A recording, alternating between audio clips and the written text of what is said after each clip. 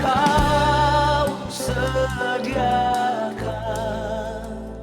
bagiku.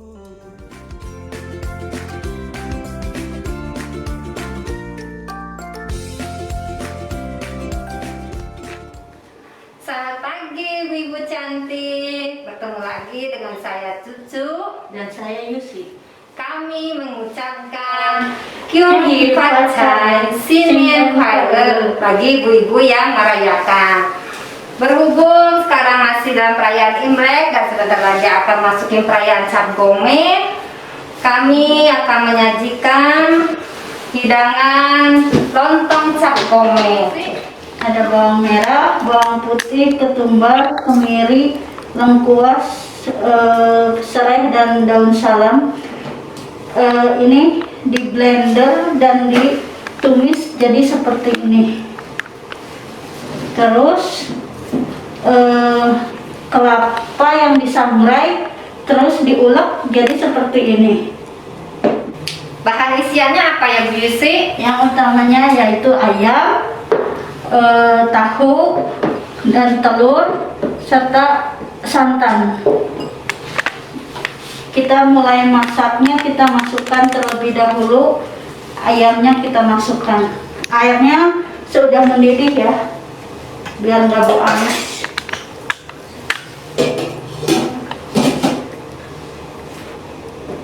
Terus kita masukkan bumbunya. Dimasukin Bu Yusi, itunya kelapa parut ya Bu Yusi ya? Iya, kelapa parut yang udah disangrai. Satuin semuanya. Lalu masukkan telur dan tahunya. Setelah itu kita godok Bu Yusi Iya, sampai mendidih. Wah Bu Yusi wangi banget. Matang, kita Masukin masukkan apa Bu Yusi? Santan. Iya. Santan dimasukkan. Terus bumbunya Kita kasih garam ya Bu Yusi. 1 sendok teh. Segini ya? Iya. Royco Ibu. Iya. Ibu. Kita aduk. Aduk-aduk. Tunggu sebentar ya Bu Yusi ya. Iya. Kalau suka pakai gula putih, pakai biar agak manisan. Kita tutup sebentar ya Bu Yusi. Kita tutup sampai mendidih lagi. Nah, ibu-ibu, opornya sudah matang. Jadi kita sekarang mau bikin Sambal gorengnya. sambal gorengnya. Nah, ibu-ibu cantik, sekarang kita akan membuat sambal goreng hati ampelanya. Nah, bahan-bahan yang kita perlukan adalah Untuk bumbunya bawang merah, bawang putih, ketumbar, kemiri, cabai merah, merica, lengkuas, serai dan daun salam. Dan untuk bahan semuanya di blender. iya, semuanya di blender menjadi seperti ini. Dan Bahan isiannya ibu isi ya. bahan isiannya itu ati ampela, kentang yang udah digoreng, terus petai Ada petainya, biar wangi, tambah enak, tambah sedap. terus ada santan sama garam dan penyedap rasa. Pertama-tama kita akan menghidupkan kompornya, kita akan menumis. Kita akan mulai menumis. Setelah minyaknya panas, kita masukkan bumbu yang sudah di blender tadi ke dalamnya, lalu kita tumis sampai harum. Setelah itu, kita masukkan lagi lengkuas, serai, dan daun salam untuk menambah aroma dari bumbu-bumbu tadi ya. Setelah itu, kita masukkan pete. Ini sesuai selera ya ibu-ibu ya. Bagi ibu-ibu yang suka pete, bisa ditambahkan pete. Bagi ibu-ibu yang nggak suka, nggak masalah. Lalu kita masukkan hati ampela yang sudah direbus, kita campur di bumbu-bumbu yang sudah ditumis tadi. Aduk sampai merata, sampai semua hati dan ampelanya sudah tercampur dengan bumbu tadi ya. Setelah semuanya sudah tercampur, lalu kita tambahkan kentang yang sudah digoreng. Setelah itu kita tambahkan santan sesuai dengan selera ibu masing-masing. Terakhir kita masukkan penyedap rasa. Sekarang sambal goreng hati ampela kentangnya udah selesai, udah mateng. Saatnya kita mulai penyajian. Masukin pertama lontongnya, terus opor. Wangi-wangi banget, keren. Bu Yusi, konon katanya ini ya masakan lontong cap gome ini adalah masakan adaptasi peranakan Tionghoa Indonesia ya Bu Yusi. Oh gitu? Saya baru tahu, Bu Cucu. Ceritanya begitu Bu Yusi. Sekarang saya Tapi tahu dong. biasanya lontong cap gome ini dimakannya, disantapnya itu pas perayaan hari ke-15, berarti perayaan cap gome. Hari ke-15 Imlek yang Bu Yusi, itu namanya perayaan cap gome. Nah, ada sayur lodehnya. Kalau sayur lodeh mah ibu-ibu pasti udah bisa ya semuanya ya bikin sayur lodeh. Nah, selesai sudah. Apalagi kasih emping, pasti ibu-ibu tambah pengen deh. Sudah jatuh. Udah jadi. Tuh gimana ibu-ibu? Hentikan. Sekarang saya mau mencoba untuk makan. Bisa. Tapi saya nggak bisa makan segini banyak.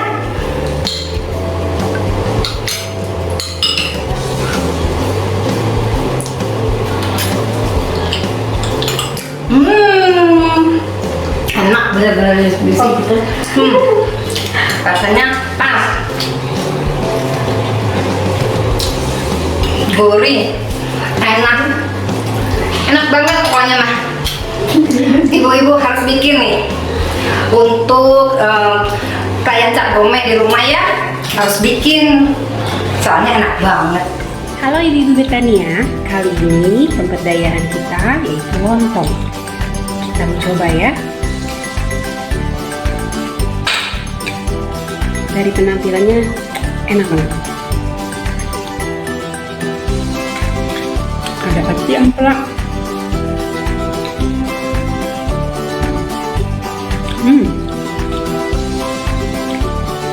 Dapat kiriman dari Kalau Betania lontong cap gome. Yuk mau diicip-icip dulu. Enak nih kayaknya.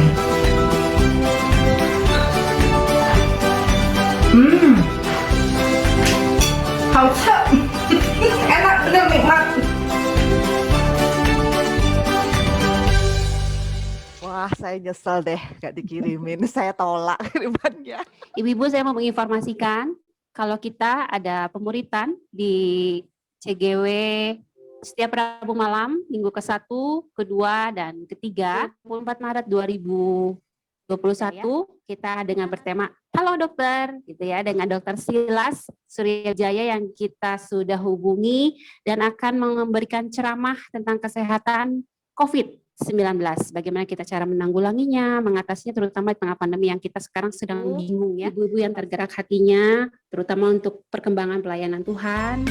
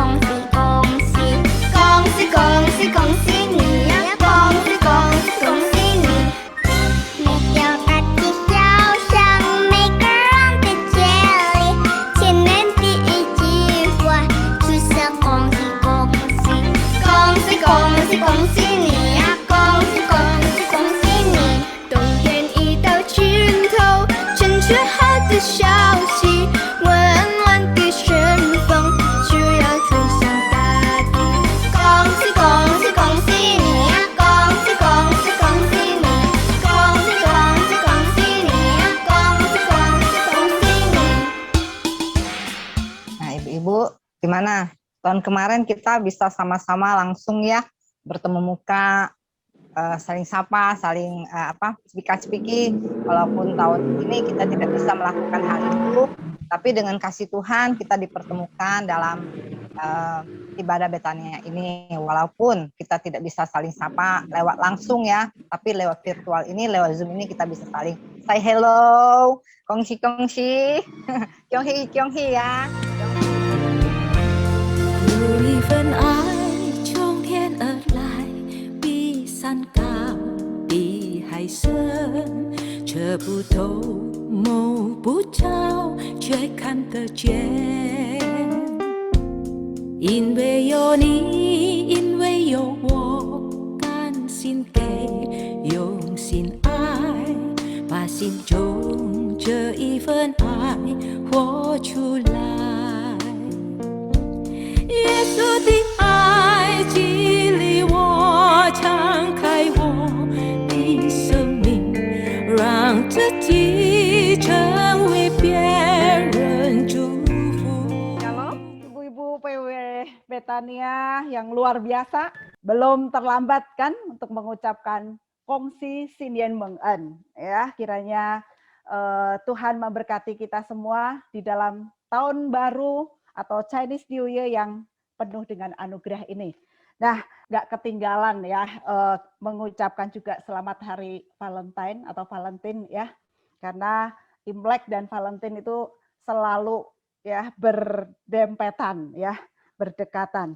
Nah, saya ingin memperkenalkan dulu di sebelah kanan kiri ujung itu adalah kedua putri saya. Kemudian yang di tengah itu adalah mamah saya ya, yang sekarang berusia 81 tahun dan tinggal dengan saya ya.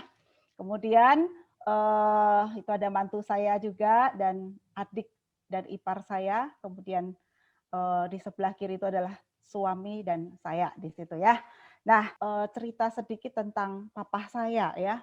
Papa saya sudah almarhum, meninggal di tahun 2007. Jejak-jejak imannya dan juga semangat pelayanannya tetap menghiasi di hati kami semua dan memberikan semangat terus untuk kami terus melayani. Khususnya pelayanan beliau adalah sebagai seorang misionaris ya. Papa itu adalah seorang misionaris di pegunungan, daerah pegunungan Wilis ya, di daerah Jawa Timur, di dekat kota Tulung Agung dan Kediri ya, kelahiran Ibu Mingyen. Ya, saya sudah dikaruniai cucu ya, itu bukan yang saya gendong, bukan anak saya tapi cucu saya ya, dan itu bersama mamah dan suami. Saya melayani di GI Hokim Tong, puji Tuhan sudah memasuki tahun yang ke-18. Baik, ibu-ibu sekalian dikasih Tuhan, pagi ini kita akan merenungkan sebuah tema ya yang cukup unik ya, Imlek dan luka hati. Mungkin ibu-ibu bingung ya, saya waktu dapat tema ini juga bingung ya. Bisa ya ada tema Imlek dan luka hati ya. Apa kaitan Imlek dan luka hati? Diberikan agar kita bisa memahami Imlek dari iman Kristen dan bagaimana kita dapat dengan terampil menggunakan kesempatan ini untuk menyelesaikan luka hati. Nah, apa arti terampil ya? Itu bagaimana kita itu bisa pandai atau cakap cekatan menggunakan momen Imlek ya, tentunya bukan hanya momen Imlek, di setiap kesempatan yang Tuhan beri untuk kita itu bisa menyelesaikan masalah relasi kita yang berhubungan dengan luka hati.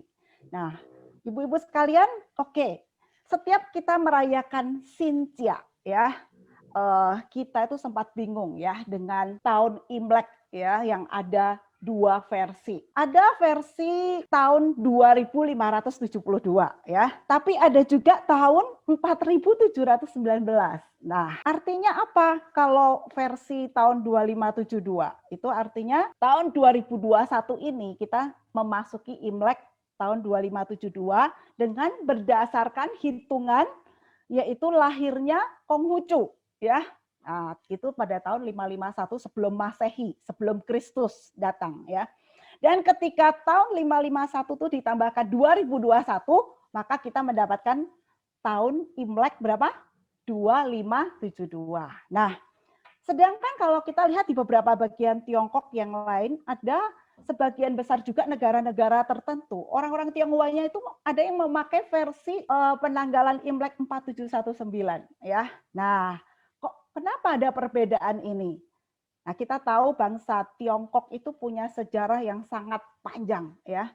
Mereka mencatat paling sedikit umur bangsa Tiongkok itu kurang lebih 5.000 tahun. Nah, pada waktu itu ada kaisar yang sangat terkenal yang bernama Huangti ya, yang menetapkan tahun 2698 sebelum Masehi ya.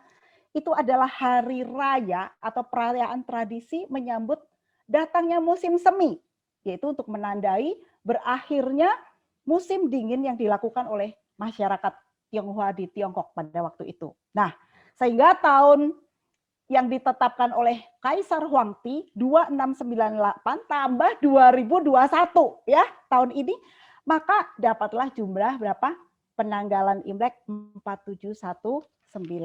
Nah, Ibu-ibu, maka apakah hari raya Imlek itu adalah hari raya agama? Iya, ya, karena di Indonesia Konghucu juga diakui sebagai agama. Lalu apakah hari raya Imlek itu juga adalah hari raya budaya? Ya, karena jauh sebelum penanggalan versi dari Konghucu ya yang 2572. 2000 tahun sebelumnya bangsa China atau Tiongkok itu sudah ada Imlek, yaitu merayakan apa? Datangnya musim semi. Lalu pertanyaannya, apakah orang Kristen boleh merayakan Imlek? Boleh, ya. Karena apa? Karena hari raya Imlek adalah hari raya budaya yang sudah ada ribuan tahun sebelum ada agama baik Buddha maupun Konghucu. Nah, Saudara, jika demikian kita akan melihat ya apa tujuan orang Kristen Tionghoa ya merayakan Imlek. Ya. Yang pertama kita sudah pasti tahu tujuan kita adalah mengucap syukur kepada Tuhan ya yang sudah memberkati dan memelihara kehidupan kita sepanjang tahun yang telah berlalu, dan kita boleh menyambut tahun yang baru itu dengan penuh sukacita dan ucapan syukur. Nah, tentu bersyukur bukan hanya pada waktu Imlek ya, Ibu-ibu sekalian, tetapi setiap waktu dalam segala keadaan hidup kita, baik lancar maupun penuh dengan air mata dan pergumulan, hidup kita adalah hidup yang penuh syukur kepada Tuhan. Nah, yang kedua, mengapa orang Kristen Tionghoa merayakan Imlek? Ya, sebagai kesempatan yang indah untuk kita bisa berkumpul dengan keluarga. Nah, anak-anak menyatakan hormat kepada orang tua yang masih hidup, ya, bukan yang pada yang sudah mati, tapi yang masih hidup. Dan orang tua menyatakan kasih kepada anak-anak dan cucu-cucunya. Imlek juga kesempatan untuk menciptakan kerukunan ya di antara keluarga, baik antara orang tua dengan anak, antara mertua dan menantu, antara ipar, ya, antara saudara-saudara. Itu adalah kesempatan untuk kita menyatakan hidup damai ya dan rukun. Nah, Ibu-ibu, masa-masa Covid seperti saat ini banyak ya anak-anak yang tinggal di luar negeri atau di luar kota tidak berani mengunjungi orang tua atau keluarga. Sehingga banyak hari ini keluarga-keluarga yang merayakan Imlek dengan apa? Dengan Zoom ya, bersama keluarga besar mereka. Baik, lalu apa tujuan orang Kristen Tionghoa merayakan Imlek? Yaitu untuk menyaksikan iman kita di tengah keluarga kita. Khususnya di tengah-tengah keluarga yang belum mengenal akan kasih Kristus dalam hidup mereka. Kemudian yang terakhir adalah apa tujuan orang Kristen Tionghoa merayakan Imlek? Yaitu sebagai kesempatan yang indah untuk kita bisa berbagi kasih, ya, berbagi berkat dan sukacita. Nah, makanya ada tradisi bagi-bagi angpau, ya, bukan hanya tentunya kepada anak-anak kita, ya, tapi juga kepada orang-orang yang hidup di dalam kekurangan, ya. Maka nggak salah kalau tadi masakan cap gomeknya juga bisa dibagikan, ya, mungkin kepada jemaat yang miskin atau kepada tetangga yang kekurangan, ya. Inilah kesempatan untuk kita boleh menyaksikan iman kita dengan berbagi kasih, berbagi berkat Tuhan dan sukacita. Tetapi Ibu-ibu sekalian, umumnya banyak orang ya merayakan Imlek ya. Kalau kita lihat harapan masyarakat Tionghoa merayakan Imlek itu biasanya apa? Tiap tahun selalu ada berkat, ada kemakmuran dan sukses. Kemudian harapan masyarakat Tionghoa merayakan Imlek agar apa? Semua kehidupan bisa berjalan dengan lancar, ya. Dan kemudian umur panjang dan sehat, ya.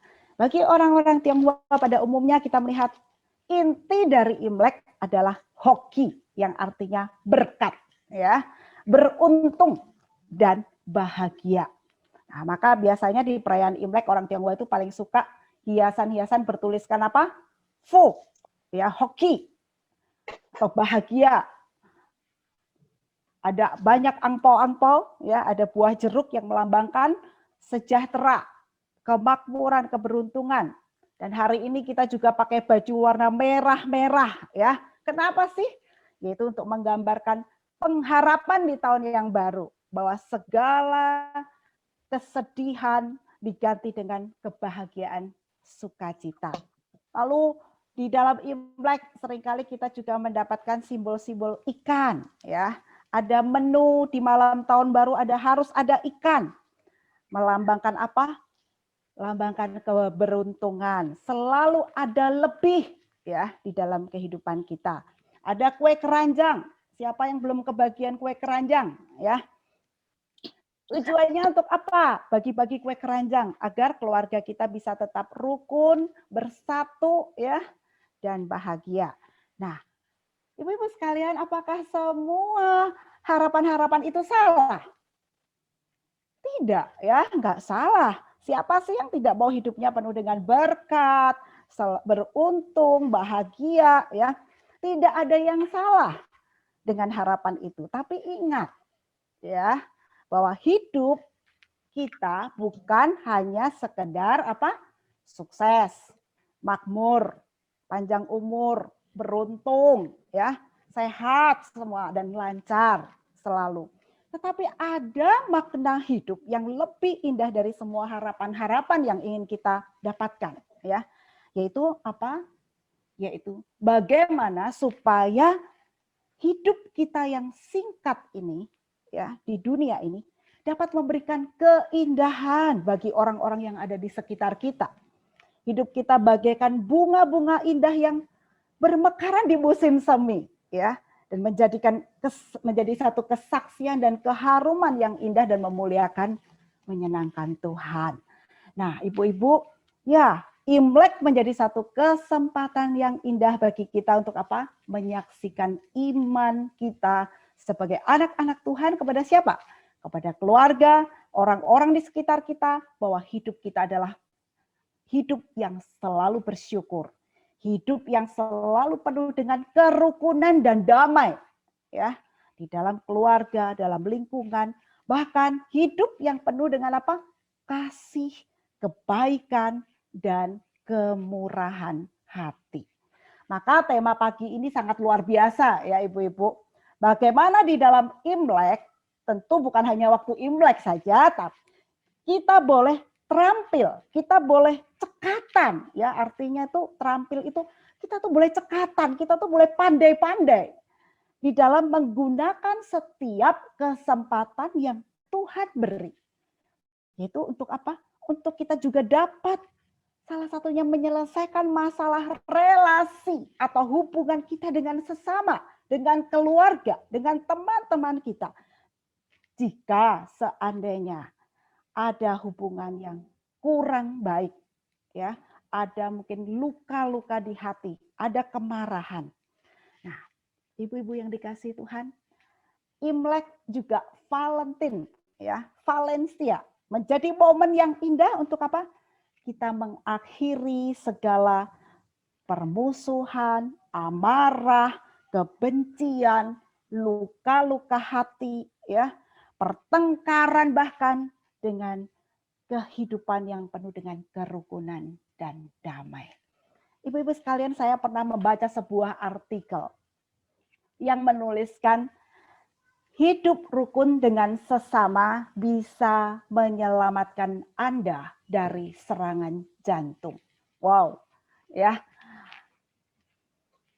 Artikel ini luar biasa, ya.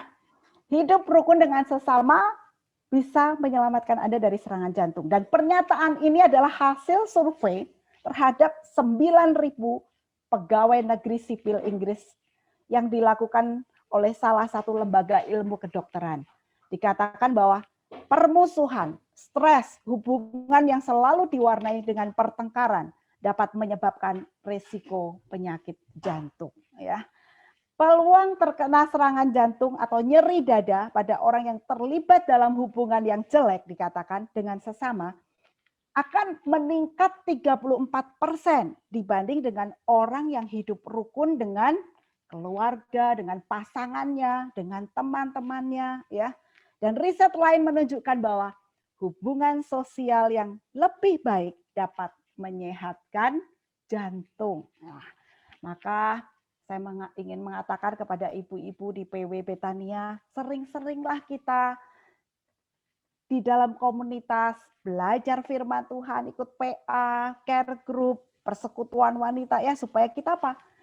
Hidup kita boleh sehat baik secara fisik maupun secara rohani ya. Nah, ibu-ibu sekalian, ada banyak cara Allah itu menyediakan untuk kita dapat menyelesaikan relasi yang patah atau rusak.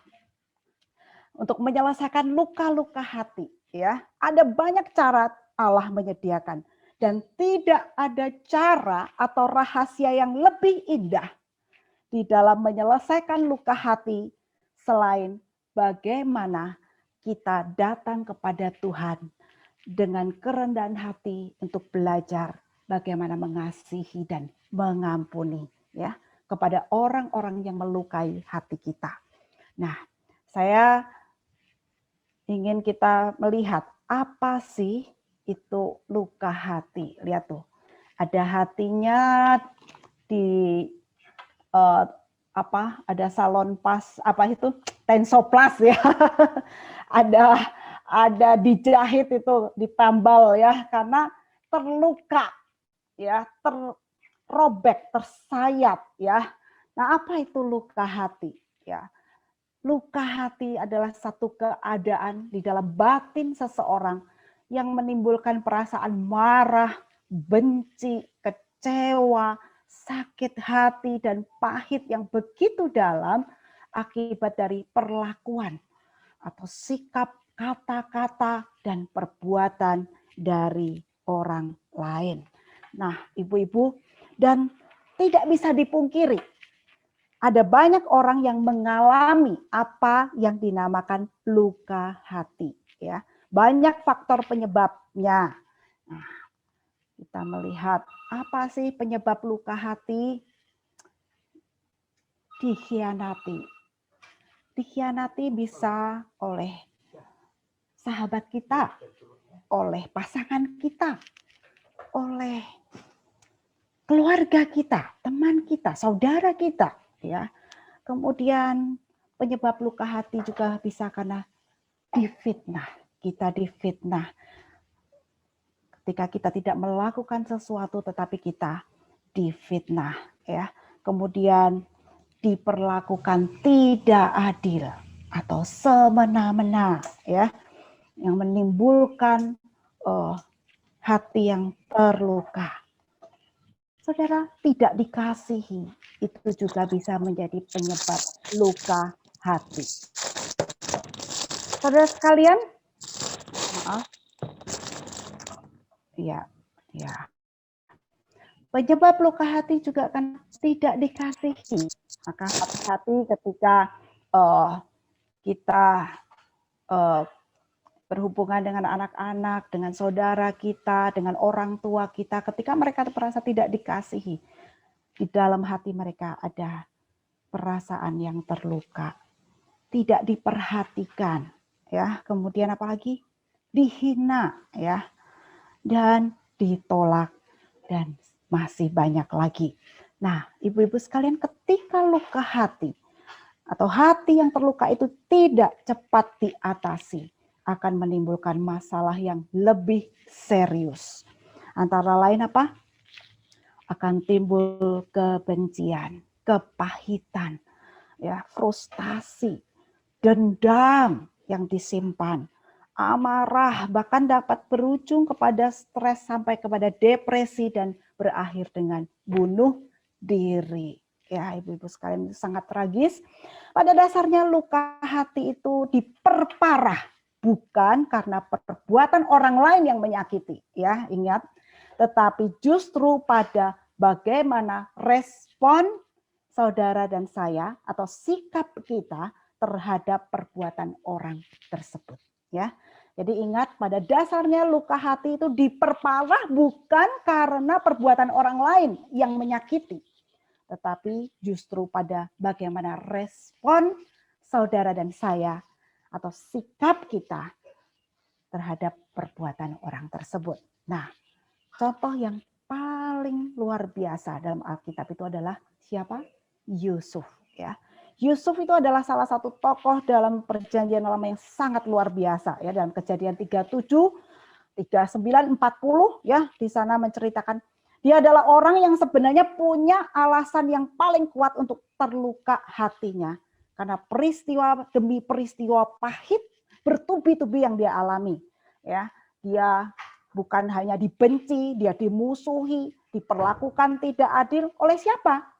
Oleh saudara-saudaranya sendiri, oleh kakak-kakaknya sendiri. Bayangkan ibu-ibu sekalian, apakah kita pernah mengalami hal seperti Yusuf? Bahkan dia dibuang ke dalam sumur, dijual sebagai budak, difitnah oleh istri Potifar, dijebloskan ke penjara. Itu semua bertubi-tubi. Tetapi luar biasa, Yusuf tidak membiarkan dirinya larut dalam kemarahan, balas dendam, ya, sakit hati, benci, dan memberontak, ya. Tetapi Yusuf memilih, dia berespon dan menyerahkan semua pergumulannya itu kepada Tuhan, dan dia belajar untuk mengasihi dan mengampuni saudara-saudaranya. Dan ibu-ibu, apakah itu mudah? Tentu tidak mudah. Ya, tentu tidak mudah. Siapa yang bisa bilang berani katakan, oh gampang? Enggak, ya. Kita ingat Rasul Paulus di dalam pelayanannya dia sering kali juga dianiaya, dimusuhi, ya, mengalami ancaman untuk dibunuh, ya, ditindas. Tetapi dia dapat berkata di dalam Roma 8 ayat 37. Tetapi dalam semuanya itu kita lebih daripada orang-orang yang menang oleh Dia, yaitu Tuhan yang telah mengasihi kita, ya. Kenapa Rasul Paulus bisa bertahan, ya?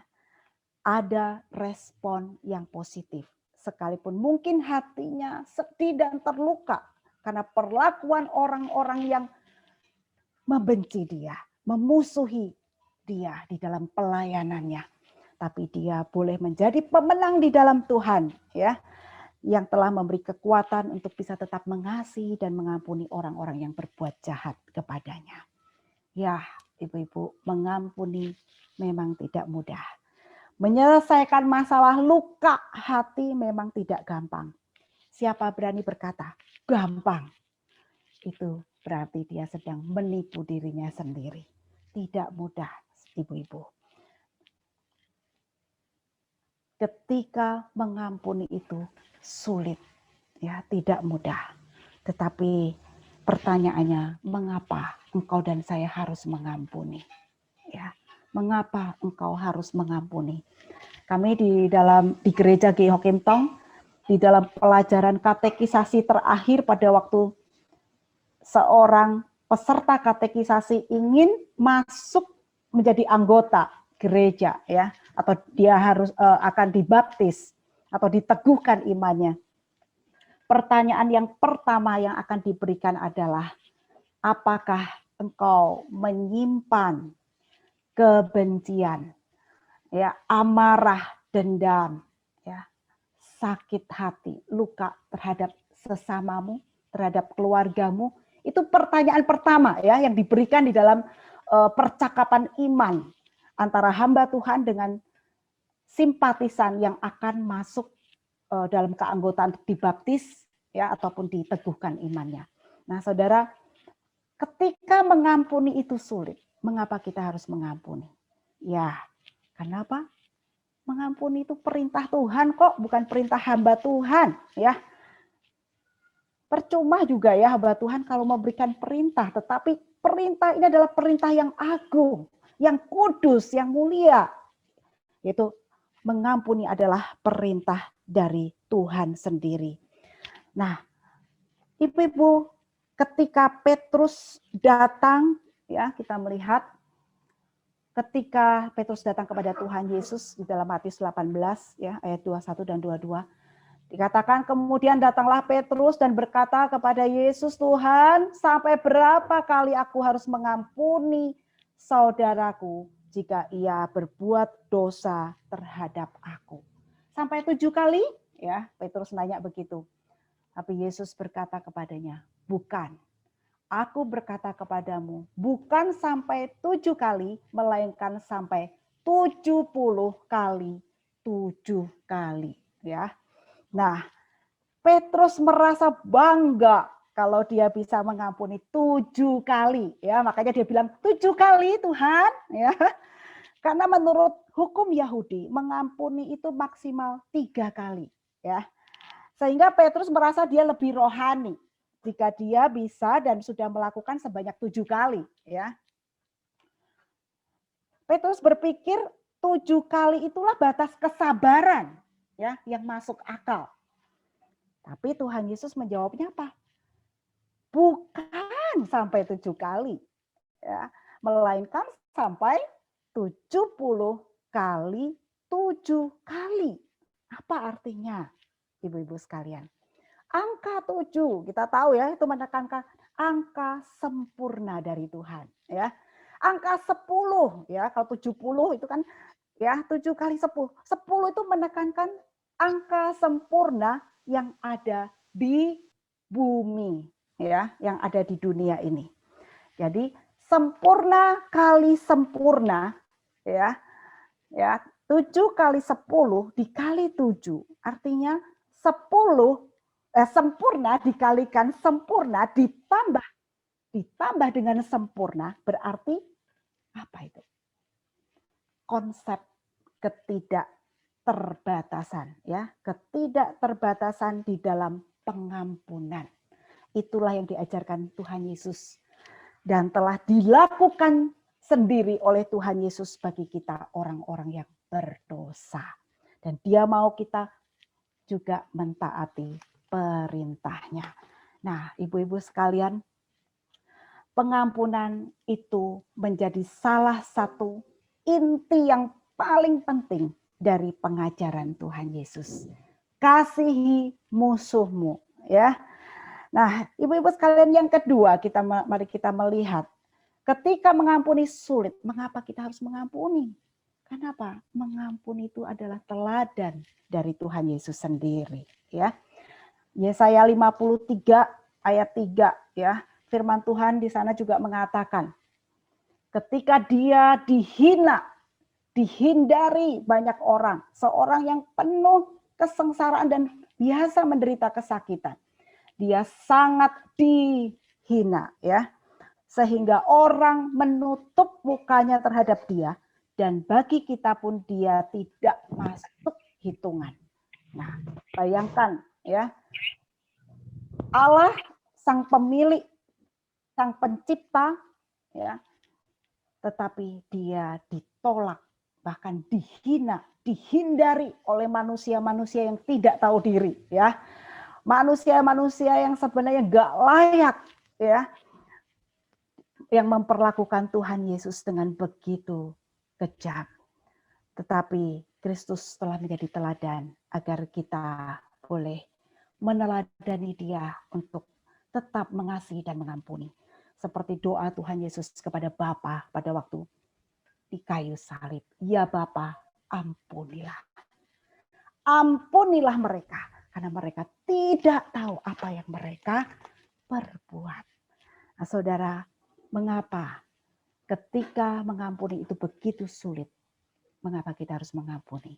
Karena Allah sudah terlebih dulu mengampuni engkau dan saya. Maka Tuhan memanggil kita untuk murah hati dalam mengampuni. Sama seperti Dia, Allah yang murah hati. Yang keempat, Mengapa? Ketika mengampuni sulit, tapi kita juga harus dituntut untuk mengampuni. Karena itulah salah satu ciri tanda dari orang yang sudah lahir baru.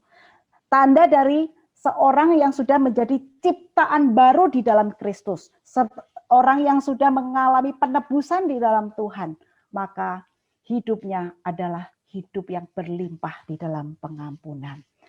Tidak ada kata untuk mengatakan, aku tidak mau mengampuni. Ya, saudara, tidak. Dan yang kelima, ketika mengampuni itu begitu sulit. Mengapa kita harus mengampuni? Karena mengampuni itu akan mendatangkan sukacita, saudara. Kelegaan dan damai sejahtera. Coba kalau kita masih simpan sampah-sampah luka-luka, ya, yang penuh dengan jahitan itu ya, dengan tensoplas gitu ya. Saudara, itu tidak akan mendatangkan sukacita, kelegaan, damai sejahtera. Tapi yang ada adalah apa? Yang ada adalah stres, depresi, ya, tidak bisa tidur, ya, bahkan mengalami gangguan-gangguan penyakit dan sebagainya. Nah, maka mari kita belajar juga untuk mengampuni. Dan yang keenam, ketika mengampuni sulit, mengapa kita harus mengampuni? Ya, karena dengan mengampuni hubungan yang retak itu dapat dipulihkan. Ya, tidak ada yang mustahil, dapat dipulihkan. Dan yang terakhir, ketika mengampuni itu begitu sulit, tapi kita dipanggil untuk mengampuni. Kenapa? Agar doa-doa kita kepada Tuhan tidak terhalang. Nah, ingat ya, tidak terhalang oleh karena apa? Dosa-dosa kebencian, ya, sampah-sampah yang ada di dalam hati kita, ya. Dosa tidak mau mengampuni, menyimpan dendam, amarah, ya. Nah, oleh sebab itu kita harus membereskan itu di hadapan Tuhan dan sesama. Saya ingin menyaksikan ada satu sharing dari seorang ibu, ya, di jemaat kami. Dia men-sharingkan, ya, di jemaat. Dia bersaksi tentang bagaimana dia bertahun-tahun tidak dapat mengampuni suaminya yang telah memiliki wanita lain, bertahun-tahun, ya, dan sudah sampai memiliki anak dari pihak wanita itu. Dan akhirnya si wanita ini, ibu ini, ya, dia hidup di dalam luka yang sangat dalam, ya, sehingga dia berdoa kepada Tuhan dan doanya itu apa? Doanya adalah, Tuhan hukum suamiku, hajar dia, ya, waduh, ya, hajar dia supaya dia kapok, ya. Tapi doanya itu nggak pernah didengar rasanya, ya. Dia, kenapa sih Tuhan itu nggak adil? Kenapa sih Tuhan nggak dengar doa saya? Kenapa suamiku itu nggak mati saja, ya? Kenapa Tuhan nggak hajar saja dia dan perempuan itu, gitu ya?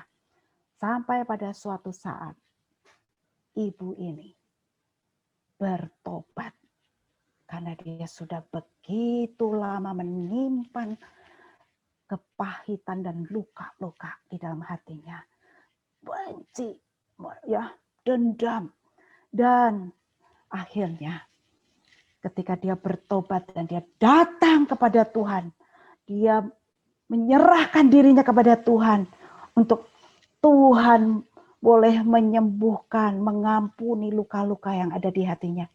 Dan diberi kekuatan bisa mengasihi dan mengampuni suaminya. Saudara, apa, ibu-ibu yang sekalian yang terkasih, apa yang terjadi, saudara? Dia menyaksikan bagaimana Tuhan bekerja. Satu hari tibalah waktu Tuhan mengubah hati sang suaminya. Ya, suaminya bertobat, ya. Dan bahkan, ya, mau percaya kepada Tuhan, ya, karena suaminya itu memang belum percaya Tuhan, ya, saudara. Suaminya bertobat dan kemudian percaya pada Tuhan. Kenapa? Karena dia melihat perubahan yang terjadi kepada istrinya itu, ya. Dia melihat perubahan yang luar biasa. Istrinya tetap melayani dia dengan penuh kasih, ya. Tetap mendoakan, ya, memberkati suaminya, dan itu memang gak mudah. Dan saudara, ibu-ibu sekalian, ketika dia bersaksi, dia menitikkan air mata bahagia. Kenapa? Tuhan memulihkan keluarga ini. Sehingga akhirnya suaminya pergi ke gereja, ya, meninggalkan semua kehidupannya yang lama, dan dia boleh akhirnya boleh melihat bagaimana Tuhan, karya Tuhan yang ajaib menjamah hatinya. Saudara, ibu-ibu yang dikasih Tuhan, di dalam pengampunan selalu ada anugerah dan kuasa Tuhan yang ajaib bekerja melampaui apa yang kita pikirkan dan doakan. Yaitu untuk memulihkan dan memperbaiki apa yang sudah rusak, yang sudah hancur, menjadi indah dan memuliakan Tuhan. Nah, bagaimana cara atau langkah-langkah kita bisa terampil, cakap menyelesaikan masalah luka hati di dalam kesempatan yang Tuhan masih berikan dalam hidup kita. Yang pasti, dunia akan menawarkan berbagai cara untuk mengatasi luka-luka hati kita. Dengan obat penenang, ya. Tapi setiap kali minum obat atau pil penenang tidak juga bisa menyelesaikan masalahnya, ya. Dengan minum minuman obat terlarang, ya, alkohol dan sebagainya, dengan merusak hidup kita dan dengan membalas orang yang menyakiti kita. Itulah yang dunia tawarkan. Tapi percayalah bahwa di dalam Tuhan ada anugerah Tuhan yang selalu cukup untuk kita dimampukan menyelesaikan setiap masalah dan luka hati yang kita alami, baik dengan keluarga kita, baik dengan pasangan kita, dengan orang tua atau dengan anak kita, dengan mertua atau menantu, ipar-ipar kita, bahkan mungkin dengan sahabat atau teman kita.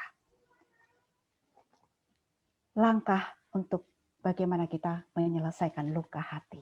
Tidak ada cara yang lain selain datanglah kepada Tuhan. Mengakui segala luka-luka hati kita yang ada di hati kita. Dan dengan segenap hati kita mengakui dosa-dosa kita di hadapan Tuhan. Memohon pengampunan Tuhan. Ya. Iya, ada satu ayat di dalam Mazmur 147 ayat 3. Mungkin ibu-ibu bisa catat ya. Dikatakan ada janji Tuhan ya kepada orang yang mau datang kepada Tuhan, mengakui segala luka-luka yang ada di hatinya ya, dan memohon pengampunan Tuhan. Dikatakan di dalam Mazmur 147 ayat 3, Ia menyembuhkan orang yang patah hati ya, atau luka hati, dan membalut luka-luka mereka. Ya, Tuhan sendiri yang membalut, yang mengobati, yang akan menyembuhkan luka-luka itu. Dan kemudian di dalam Mazmur 51 ayat 19 dikatakan janji Tuhan, korban sembelihan kepada Allah ialah jiwa yang hancur, hati yang patah dan remuk, tidak kau pandang hina, ya Allah. Ibu-ibu, betapa Tuhan berkenan kepada anak-anaknya yang mau datang untuk mengakui dengan segenap hati segala luka-luka yang ada di hatinya. Dan Tuhan akan menyembuhkan dan membalut luka mereka. Yang kedua, bangunlah hubungan yang intim dengan Tuhan. Mungkin selama ini hubungan kita dengan Tuhan jauh. Sehingga kita tidak punya kekuatan, kita tidak punya energi ya untuk kita bisa mengampuni. Bangun terus hubungan yang intim dengan Tuhan melalui doa setiap hari, membaca dan merenungkan firman Tuhan, dan tetaplah bersyukur kepadanya. Dan yang ketiga, berikan pengampunan. Memohonlah pertolongan dan anugerah Tuhan untuk kita bisa memberikan pengampunan kepada orang yang sudah menyakiti kita. Itu dengan kasih, dengan segenap hati, dengan ketulusan dan tidak pura-pura ya. Karena Allah tahu semuanya. Memang tidak mudah, tetapi percayalah dengan pertolongan Roh Kudus kita akan dimampukan. Dan yang keempat, bertindaklah secara nyata. Artinya apa? Bertindak ya, jangan diam di tempat, tapi kita mau menyelesaikan dengan orang yang telah melukai hati kita. Dan tentu dengan hikmat dan dengan kasih Tuhan. Itulah yang dikatakan terampil ya. Itulah yang dikatakan orang yang cakap, orang yang berhikmat ya, ketika dia juga bukan hanya minta pengampunan ya, atau memberikan pengampun, tetapi dia juga bertindak secara nyata untuk mengasihi orang yang menyakitinya. Yang terakhir adalah mari kita mengarahkan diri pada panggilan Tuhan yang mulia.